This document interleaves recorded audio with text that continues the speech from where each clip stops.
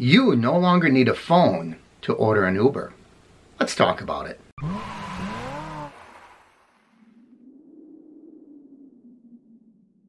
Welcome everyone, Mark here from UberHints. Before we get started, if you are not yet a subscriber to this channel, why not?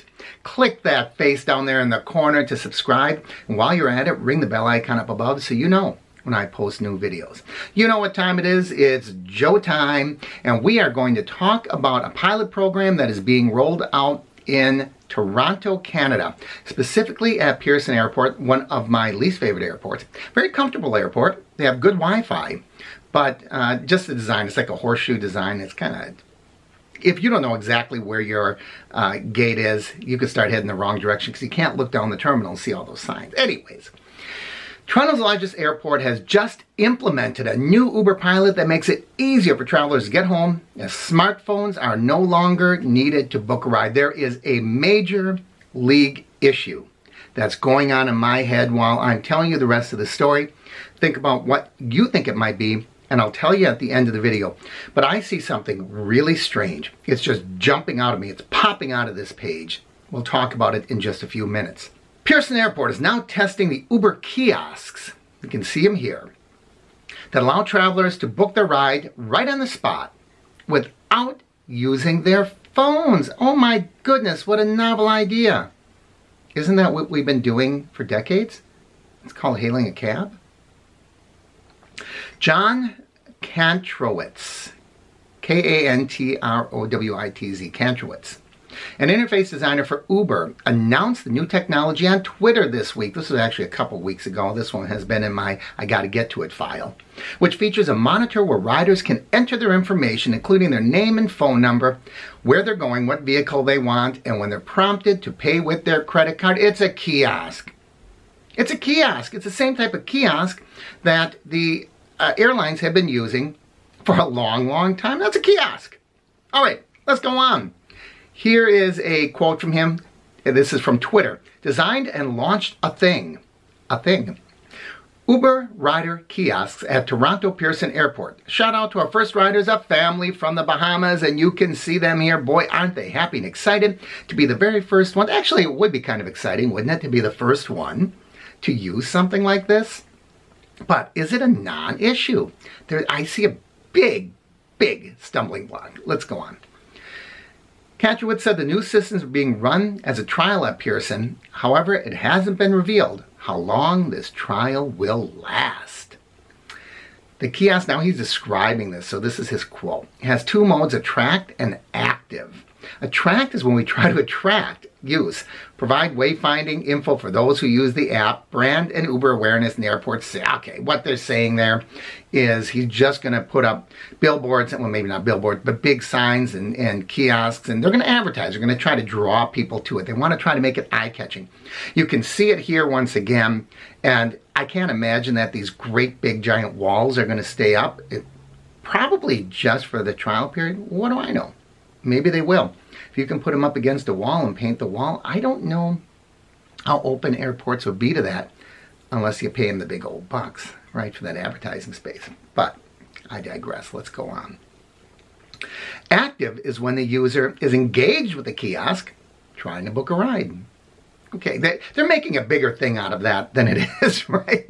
It's a kiosk, and you want to make it eye-catching so people use it. He also shared how the system works, adding built into the kiosks are also a handset, speaker, camera, document tray, and LED light strip around bezel. Most of these elements originate from the user and driver green light hubs to help with onboarding drivers. So it sounds to me what's happening is when it says originate from their use in driver, I said user, use, in driver green light hubs. I'm not sure what that means. Does that mean that people are putting the information and then someone is in a hub and then they're transferring it on to someone else? It's not going directly to the driver? Is that what that means? Most of these elements originate from their use in driver green light hubs to help with onboarding drivers. I'm not sure. That's a lot of double talk. But it sounds to me like people put their information in. It may or may not go directly to a driver. It may be routed through a green light hub. It's largely irrelevant. Right? You got a kiosk and you're putting in your information. Now I'm going to show you here what it looks like And then there's something really strange here, kind of amusing actually. Here's the early prototype I created. And it's kind of weird that this is in Pearson, but they're showing it in Seattle. It demonstrates what I'm talking about when I say designing for feel. From this prototype, everything quickly evolved. You can't get this from designing or sketching static mocks. This was also instrumental in gathering alignment across folks. Across folks. Oh, is it? Folks. Not people, not passengers, but folks. What's weird about this is they ask for your phone number and your email. What if I thought you weren't supposed to have a phone? Now, here is the thing. This last thing is pure gold.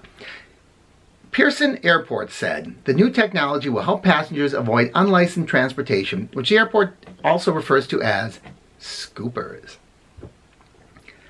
Isn't that what Uber and Lyft is? Unlicensed transportation. It's rideshare. Maybe in Canada, I don't know. My Canadian friends, you tell me, do you need special licensing in Canada to be an Uber driver? If you do, I stand corrected. But it seems to me isn't that the whole thing?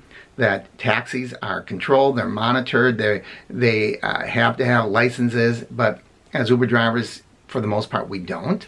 You know, New York City, they're changing some of that, but that's kind of a weird statement. The other thing was put in your phone number or email. If you don't need a phone, why are you putting in your phone number or email? Of course, he did say that's a mock-up, so I'll let it slide. Now, what I'm assuming is you have to have a very specific pickup area at Pearson. Here is a pickup for the Kiosk Uber, because if you don't, you're fighting with all the other Ubers, and that's easy because I have my phone and I can see when they're coming up. I have that information. Now, are they going to print out a little ticket that reminds me what kind of car and what the license is? Because I don't know about you, I order my Uber and I'm checking back on the app to compare. I don't remember that license 7 minutes later when I get from the kiosk, go down, walk around, find the place where I'm going to pick up. What was that license again? Was that a Corolla? You know, so do they give you a little ticket stub? That would sure be helpful. Okay, now here is the problem. At the beginning of this video, I promised you I would point out what to me seems like a major league glitch. Isn't this just hailing a cab? Isn't this just hailing a cab? Only you're doing it through a kiosk. You know, when you go to most airports, you walk up to the taxi cab stand and you tell the person, I would like a cab to take me here. Okay, get in line, and the next one that comes up you get into and you go there. All they're doing is replacing that person with a kiosk. Now, if that's all you're doing, how is Uber and Lyft different than taxi? What is the distinction? Now, I know that is a big question that has been asked for years anyway, but they are really crossing the line now when they're completely taking away the interaction between the rider and the driver through the app. Once that's gone, you're just hailing a cab. And if you're hailing a cab, shouldn't those Uber and Lyft drivers, in this case Uber drivers, all have to follow the same regulations and licensing as a taxi cab? Or just the opposite. Remove all of those restrictions from the taxi cab and let them set up their own kiosk side by side with Uber and do the same doggone thing. I no longer see a distinction between rideshare and a taxi cab. What am I missing? You tell me, what am I missing? Because I don't see it. You're walking up to a kiosk, you don't have a phone, you don't have an app, you have nothing. You order your ride, you put in your credit card number, your form of payment, and you go down and you get in the car. I don't see it. Okay, to me this is screwball. It's great. It's a neat idea. I love the idea. You know, I don't have to monkey with my app. I can just go up to a kiosk. I think a lot more people will be likely to use it, especially, they don't mention this, but especially if they have someone on duty by that kiosk. Why? When I go to airports, a lot of people are intimidated, especially people that don't travel frequently. They're really intimidated by the kiosks. And so the airlines will always position a person there just walking from kiosk to kiosk. Do you know what you're doing? Do you need any help? Can I help you with this? Here's how to do it. If they have someone like that walking between the Uber stands, oh, they might have something, because now, Ethel and Edgar, who, are 78 years old, they're not big on technology, they don't travel a lot. There's a human being, they're going to interact. So I think Uber does that. This might be one of those paths to profitability. What do you think, everybody? I just told you all my thoughts. There's good, there's bad, there's weirdness, there's possibilities. Especially people and drivers in Pearson, which is in Toronto. I'd love to hear what you have to say about this one. And next time I'm through Pearson, I'm going to look for it. It doesn't say where it is. It's a big airport. I don't know where this is, but I'm going to look for it. And if I see it, I'll do a report from there. Thanks a lot, everybody. As always, I encourage you to like and share the videos. Leave your comments down below. If you haven't already, please subscribe. It means a lot to me for you to subscribe. Even if you don't come back regularly, it does help the channel. And ring the bell icon up above. That way you'll know when I post new videos. I've been gone for a while. And, you don't have to check every single day, hey, did Mark post a video? If you click that bell, you'll know when I post a video. Thanks again, everyone. I'm Mark from UberHints.